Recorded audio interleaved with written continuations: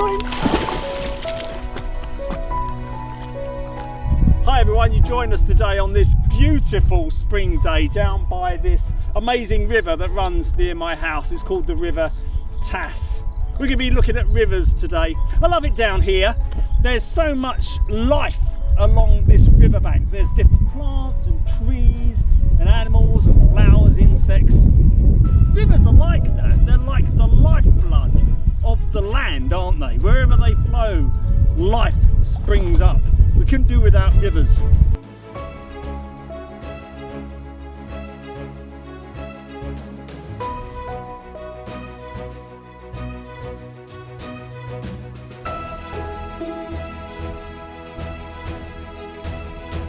In the Bible, in Ezekiel, it talks about this great river that brings life wherever it goes.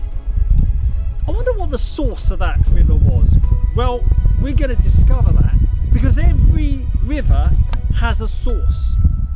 And while we're on the subject of sources, I wonder what the source of this river is. Where does this river start? I've always wanted to know, and today we're going to go on a journey to find the source. Come with us, come on.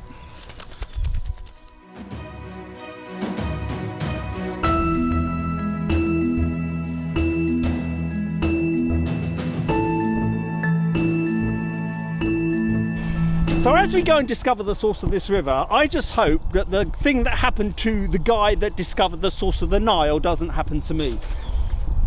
This guy was called John Speke, okay? Now, he discovered the source of the Nile, but there's this other guy called Richard Burton who said that he had discovered the source of the Nile. So there's a bit of an argument going on. They're due to have a debate, okay?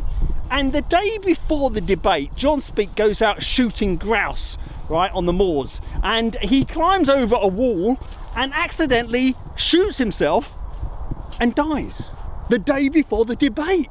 So they can't have the debate. I hope that doesn't happen to me. Oh yeah, before we go on our journey, there is something I want to show you, okay? In ancient times, if you wanted to get water, before you had things like taps in your house, you had two choices. You could either go down to like a river, where we've just been, or you could come to something like this, a well. If you want refreshment for your soul, your inner being, where do you go? Do you go to the river, or do you try and dig a well?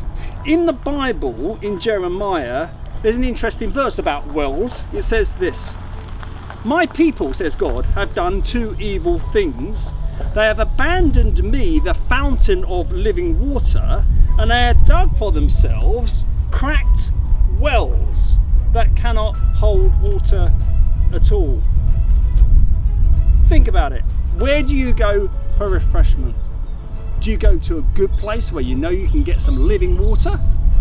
Or do you dig your own well somewhere and find it doesn't hold much satisfaction at all? The source of the River Tass is at Hempnell and Carlton Road. So we're going to head out to Carlton Road. Let's get it on maps. Whee!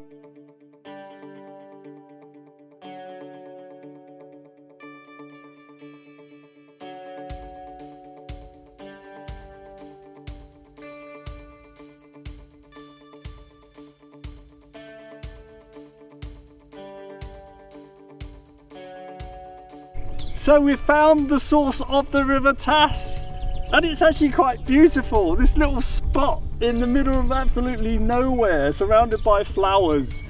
And this is it. If you can see down here, there's a puddle and there's a ditch, and the water drains off the fields and into this ditch and collects in places like this and runs off down that way. There's some fens down there, gains some more water, and then heads off up to my house and becomes a big river. And it all starts here in this tiny little place, which is quite beautiful, but very small. The funny thing is, we're talking about the source of rivers. We found this one. We talked about the river in the Bible, in the book of Ezekiel, called the river of the water of life, that brought life. And it was a big river and it brought life everywhere. But that as well started out little. And if we read it in Ezekiel 47, it says, "In my vision, A man brought me back to the entrance of the temple of God, and there I saw a stream flowing east from beneath the door of the temple. So it's brilliant. That river in the Bible, the river life, had a source. And where was its source? The temple of God. From the very throne room of God himself, this stream flowed out. And eventually it got bigger and wider and deeper and brought life everywhere it went.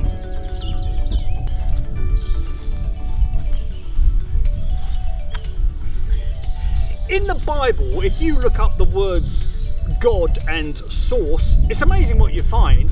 God is the source of so much in here.